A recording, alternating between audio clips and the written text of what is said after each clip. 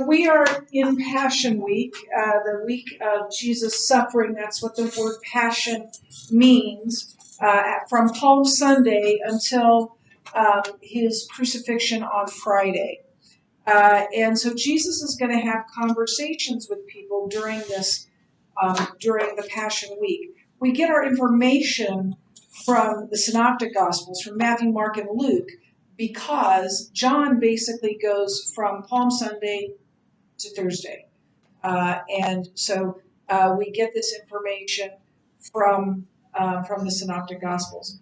Jesus and his disciples would go into Jerusalem during the day, and then at night they would retire to someplace else. Some say Bethany, some say the Mount of Olives. It might have been Bethany earlier in the week, and then the Mount of Olives later in the week. We do know that he was arrested late at night on the Mount of Olives. So, and we know he and his disciples went there often and slept there sometimes as well. So one or the other.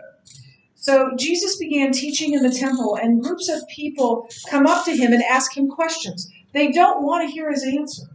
What they want to do is catch him in something, saying something that's wrong, saying something that is against Jewish law, so that he can, or against what the Jewish people want, so that they can arrest him. That's their entire idea, is to find grounds to arrest him and get rid of him. So here's the first group. And the first question. So we're going to look at the question, we're going to look at the answer, of each of these things. So Jesus is asked this question by the Pharisees. And when he entered the temple, the chief priests and the elders of the people came up to him as he was teaching and said, "By what authority are you doing these things, and who gave you this authority?" Here's what they're asking. Who's your rabbi? Because in ancient Judaism, if you were a teacher of the law, you studied under an older, wiser rabbi, and that's who gave you your authority. One of the most famous ancient rabbis was Gamaliel. Paul studied under Gamaliel. And if you said, who's your teacher? And you said Gamaliel, oh, wow, he's the best of the best. It'd be kind of like if I said, where'd you go to college? And you said Harvard. Harvard? Really? And so they're asking, who's your rabbi? Where do you get, who's your authority over you? Who taught you so that you can have the authority to teach? And so they didn't understand at all. So they huddle together and they come up with this question, and they think, okay, we've got him with this question because he doesn't have an authority. And so they say this. Oh, no, that's not what I'm sorry. By what authority are you doing these things? And then Jesus decides to answer with his own question. By the way, I meant to mention this. In all of these conversations, basically the Jewish leaders are arguing with God, are arguing with Jesus, which means they're arguing with God. And arguing with God is a very dangerous thing. One of the most vivid sermons that I remember from the 25 years we've been at our church was a sermon on arguing with God and how dangerous it is. And in fact, that was instructive to me as I was teaching Bible study in our church. And God, in November of the study year, said, you need to leave up Bible study. You need to end at the end of second semester. And I didn't want to. So I tried to say, well, that's not God. How do I know that's God?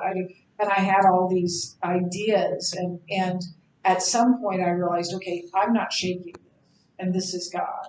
And I'm coming perilously close to arguing with God. And that is dangerous. And I remembered that sermon.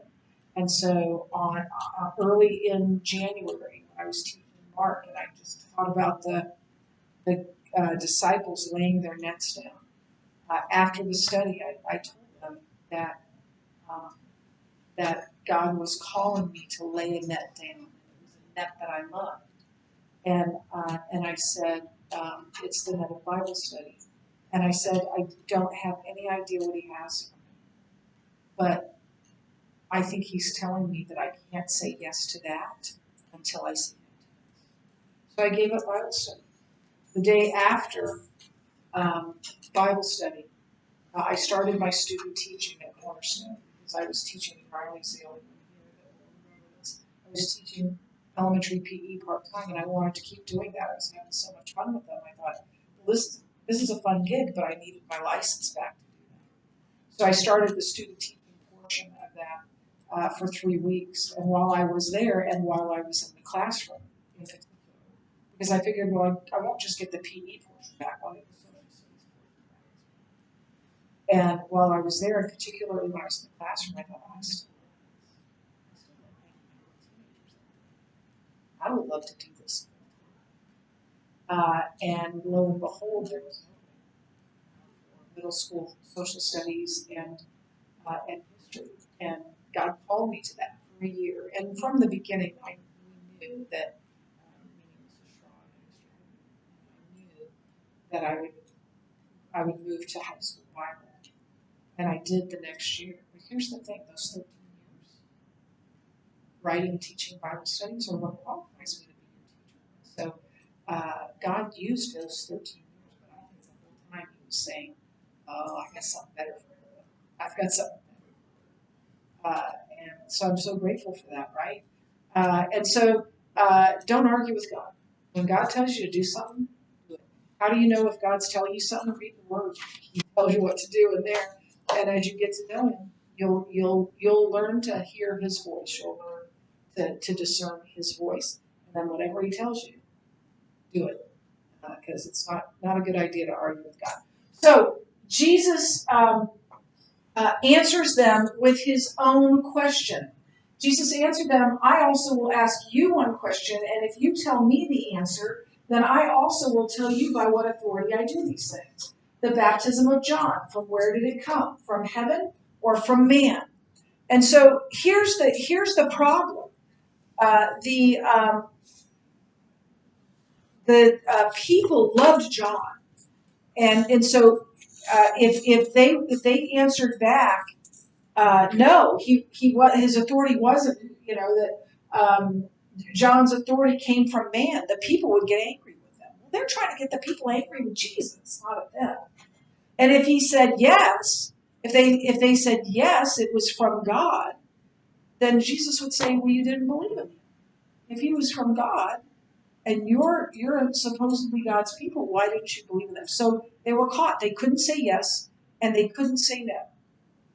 And so they said, well, you don't know. And so Jesus said, well, then they discussed it among themselves, saying, if we say from heaven, he will say to us, why then did you not believe in him? But if we say from man, we are afraid of the crowd, for they all knew that John was a prophet. So they answered him, we don't know. And he said to them, neither will I tell you by what authority I do these things. And they walked away because they knew that they didn't have any sort of answer to it. So the second group that came were called Pharisees and Herodians. Now, the Pharisees, they were the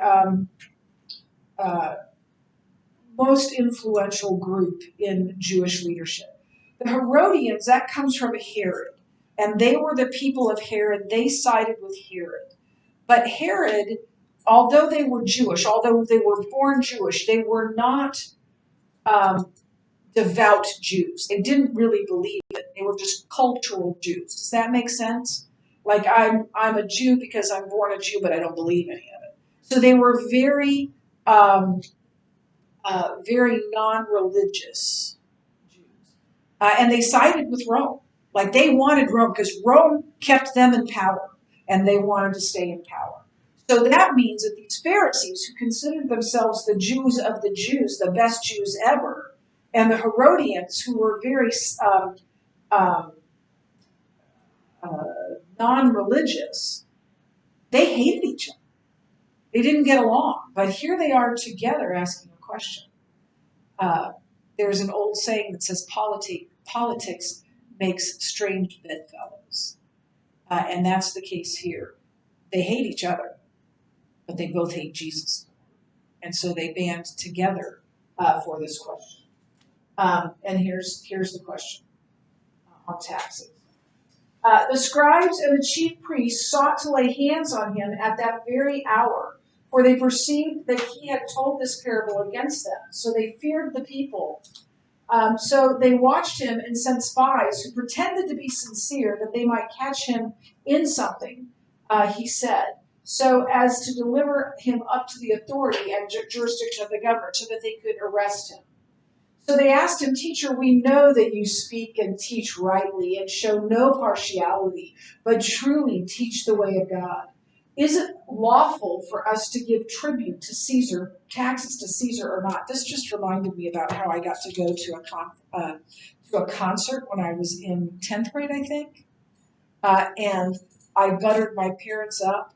And I said, "There's this concert, I really want to go to it, and he's really a good singer, and would you let me go?" And they're like, "I don't know, just play me a song. I want to hear his music." And I played the least offensive and least rock and roll song that he had. It was a guy named Peter Frampton. And my parents were like, "Okay, you can go." But I started by buttering them up before I said, "Hey, can I go to this concert?" And that's what they're doing. They're buttering him up. So Jesus says, should we pay taxes to Caesar or not? Now, here's the problem with that. Again, they're caught because Jesus, the Pharisees, right? The Pharisees hate Rome and don't want to pay taxes. The Herodians love Rome and want the Jews to pay taxes. And so, what are they going to say? And so Jesus says this, "But he perceived their craftiness and said to them, 'Show me a denarius. Whose likeness and inscription does it have?' They said, 'Caesar's.' Caesar's. He said to them, 'Then render to Caesar the things that are Caesar's, and to God the things that are God's.'" See, if Jesus would have said, "Yes, pay taxes," he would have ticked off the Pharisees. If he would have said, "No, don't pay taxes," or no, he would have, "Yes, pay taxes," he would have ticked off the Herodians. If he would have said, "Yes, pay taxes," then he would have ticked off the Pharisees. And so he says to them, "Give me a coin." Do they have one? Do they have a coin? Yeah, they hand them a denarius. They all have Roman coins. Isn't that interesting? And so he says, "Give to Caesar the things that belong to Caesar, the earthly things that belong to Caesar. Give to God what belongs to God, the things of God." And they were not able in the presence of the people to catch him in what he said, but marveling at his answer, they became silent. Here's the thing.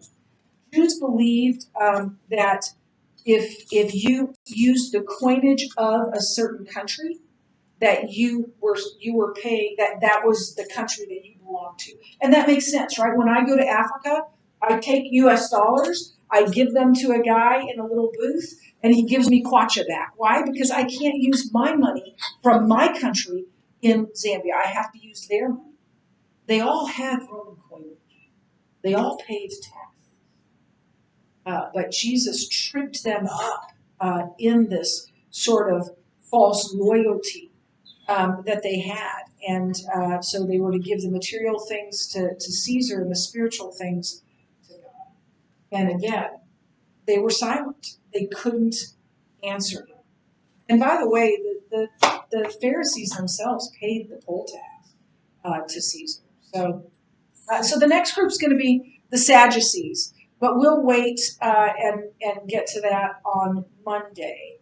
And now the two classes are both in the same place. So we'll pick up here on Monday.